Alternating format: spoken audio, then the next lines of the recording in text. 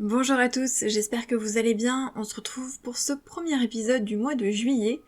Un épisode un petit peu particulier parce qu'en fait je vais faire le point sur le déroulement de l'organisation de Rêve d'auteur pendant mon congé maternité, donc pendant les mois à venir.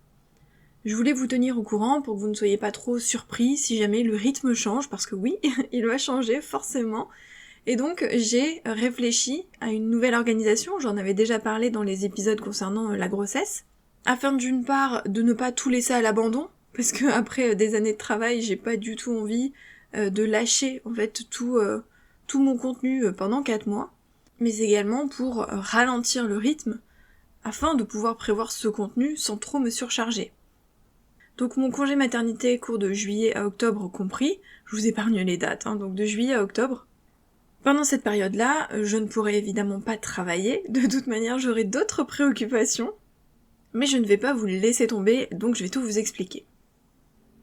J'en avais donc parlé dans les épisodes concernant la grossesse et l'entrepreneuriat, je vous avais parlé justement de l'organisation, et je vous avais expliqué que dès le mois d'avril, j'avais commencé à établir un planning de contenu, et à enregistrer les épisodes de podcast. D'ailleurs, l'épisode que je suis en train d'enregistrer, on est fin avril. À écrire également les newsletters et à tout programmer pour que pendant mon congé maternité, tout parte directement sans que j'ai besoin d'être présente. Malgré tout, vous vous doutez bien que je ne pouvais pas prévoir autant de contenu que d'habitude, simplement parce que je dois déjà travailler sur le contenu d'avril, de mai, de juin, et en parallèle de ce contenu-là, et de toutes mes activités, je dois en plus préparer le contenu donc des 4 mois de congé maternité, ce qui est énorme. Donc je ne pouvais pas prévoir autant de contenu que ce qui aurait été publié si jamais j'avais été là sans congé maternité. Donc voilà ce qui va changer, plus ou moins, pendant mon congé maternité. D'une part, il n'y aura pas de service, bien évidemment.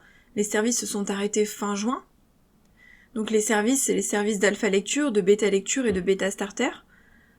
Il n'y en aura pas jusqu'à fin octobre, et honnêtement, au moment où j'enregistre, je ne sais pas si j'en reprendrai pour la fin de l'année.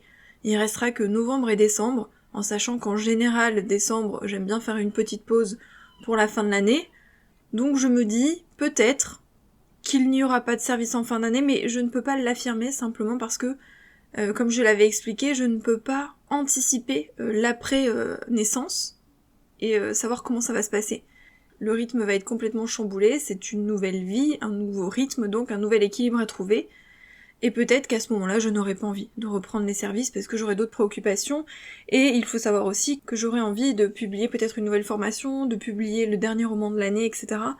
Donc j'aurai d'autres priorités que les services. Bref, je vous tiendrai au courant dans tous les cas, que ce soit dans la newsletter, sur le podcast ou sur Instagram, mais il est possible qu'il n'y ait pas de service jusqu'à la toute fin de l'année.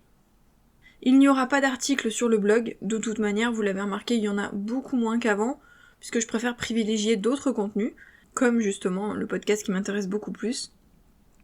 Concernant le podcast, il y aura des épisodes, mais une semaine sur 2. Parce que 4 mois d'épisodes de podcast, c'était un peu beaucoup à préparer, enregistrer, monter et programmer.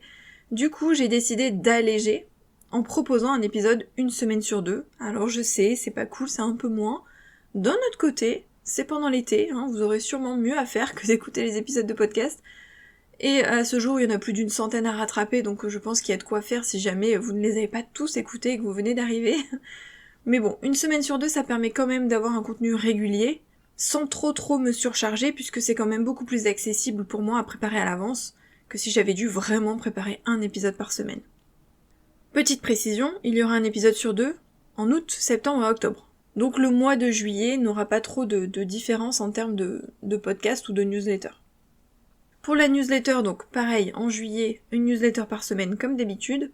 Et août, septembre, octobre, j'ai pris le même rythme que le podcast, c'est une semaine sur 2. Donc une newsletter toujours le lundi, mais une semaine sur 2. Et pour que vous ayez du contenu toutes les semaines, j'ai alterné. C'est-à-dire qu'une semaine, il y aura l'épisode de podcast, et la semaine d'après, ce sera la newsletter. La semaine suivante, épisode de podcast, et ainsi de suite. Comme ça, toutes les semaines, il y a au moins un contenu, sauf que c'est une semaine sur 2 pour chacun des contenus. Concernant les réseaux sociaux. Alors les réseaux sociaux, vous le savez, j'ai 2 comptes Instagram, j'ai le compte auteur, donc le compte par rapport à mes romans, et le compte Rêve d'auteur. Concernant Rêve d'auteur, à ce jour il y a 4 publications par semaine, Vous vous souvenez, je vous l'avais déjà expliqué, juste avant de tomber enceinte, donc j'étais à 6 publications par semaine. Et pendant le premier trimestre où ça a été fatigant et où j'étais démotivée, du coup j'avais réduit pour pouvoir reprendre les publications. Donc il y a juste pendant un mois, au mois de janvier, où j'avais rien publié quasiment. Et donc en février, j'ai repris à 4 publications par semaine. Donc j'ai décidé de rester à 4 publications par semaine pendant le congé maternité. Le dimanche, c'est la question du dimanche ou le jeu d'écriture comme d'habitude. Il y a aussi une publication concernant l'épisode de podcast. Les semaines où il n'y aura pas d'épisode, du coup je partagerai une autre publication sur un autre thème. Et ensuite, il y aura donc 2 publications avec des conseils, principalement d'écriture, mais aussi des conseils de productivité par exemple ou d'état d'esprit. À la base, j'ai hésité entre rester sur 4 publications ou passer à 2 publications, mais finalement j'ai tellement bien avancé sur l'enregistrement, la programmation des podcasts et l'écriture et la programmation des newsletters qu'il me restait du temps pour pouvoir préparer, programmer les publications de réseaux sociaux. C'est sûr que ça fait beaucoup de contenu forcément, et donc il a fallu que je réfléchisse, que j'anticipe tout le planning réseaux sociaux jusqu'à fin octobre, que je prépare tous les visuels, et ensuite que j'écrive et que je programme tous les posts. Alors à ce jour-là, j'ai pas encore terminé, j'ai pas encore tout programmé, tout préparé, mais j'ai tellement bien avancé que du coup je suis restée à 4 publications par semaine. Et pour mon compte auteur, ce sera un peu plus léger. À la base, je ne comptais pas prévoir de publication, et je comptais publier un petit peu quand j'en aurais envie. Mais je me suis dit que c'était le meilleur moyen finalement pour ne rien publier et laisser le compte à l'abandon, ce qui aurait été embêtant quand même pendant 4 mois, c'est très long, si c'était un mois c'est pas grave, mais 4 mois c'est long. Du coup j'ai prévu quelques publications et je compléterai ou non, si j'en ai envie, avec des publications sur le vif. Concernant le reste de mon contenu, c'est-à-dire formation, carnet, etc., il n'y aura aucune nouveauté pendant le congé maternité, vous vous en doutez, parce que le but du congé maternité c'est de ne pas travailler. Donc les formations, j'en ai sorti une en mai. Si je peux, j'essaierai d'en sortir une en fin d'année. Ça fera que 2 dans l'année, mais bon, c'est déjà mieux que rien. Pour les carnets, j'ai sorti le carnet outils en avril. Et j'aurais aimé sortir un second carnet, mais je ne sais pas si ce sera possible en fin d'année, parce que je voudrais vraiment publier un dernier roman cette année. Donc les carnets, de toute manière, j'en ai déjà publié beaucoup l'année dernière, donc c'est pas très grave si celui-ci est décalé. Pareil pour les e-books payants sur mon site ou les freebies, il n'y aura rien de nouveau. Ici aussi, vous avez de quoi faire. Les e-books, il y en a quelques-uns sur la boutique, donc le carnet outils, le guide des émotions, le pack réseaux sociaux, le planning des réseaux sociaux. Et pour les freebies, c'est-à-dire les PDF gratuits, il y en a un paquet depuis que j'ai lancé le site internet, donc il suffit d'aller fouiner dans la bibliothèque privée. Voilà en gros pour cette nouvelle organisation, donc vous le voyez, j'essaye vraiment de faire en sorte de ne pas tout lâcher, de ne pas tout laisser en plan. C'est sûr que si je n'avais que mon compte auteur et que je ne publiais que mes romans, ce serait beaucoup plus simple de ce côté-là, mais je ne peux pas abandonner Rêve d'auteur, et Rêve d'auteur c'est quand même beaucoup de contenu. Vous le savez, c'est ce qui me prend le plus de temps, chaque semaine, chaque mois. Donc, après autant de travail et autant d'années de travail, je n'ai pas envie de tout lâcher.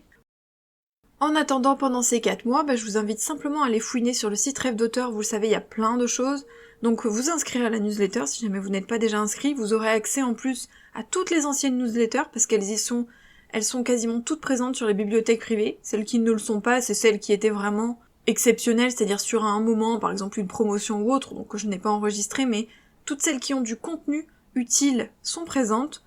Vous aurez évidemment accès aux PDF gratuits et à quelques fonds d'écran. Sur le site Rêve d'auteur, vous pouvez aussi avoir un petit récapitulatif de tous les carnets pour écrivains que je propose et qui sont disponibles sur Amazon. Les formations, bien évidemment. Donc les formations, ça peut vous permettre de patienter pendant quelques semaines puisque vous serez occupé avec la formation. Et évidemment les articles de blog, parce que même si j'en publie peu, voire presque plus ces derniers temps, il y a quand même pas mal d'articles qui ont été publiés au fil des années, donc vous pouvez un petit peu rattraper votre retard. Voilà ce que je voulais vous dire sur ce nouveau rythme pendant mon congé maternité.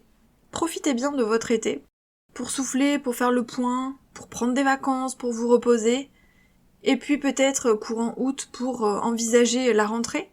Quels sont les projets sur lesquels vous avez envie de travailler, voilà, faire le point un petit peu sur vos envies du moment, sur ce que vous avez envie de développer, sur ce que vous avez envie peut-être d'abandonner, de mettre de côté. L'été en général c'est propice à ça, se détendre, ralentir le rythme, et ensuite faire le point pour l'année à venir.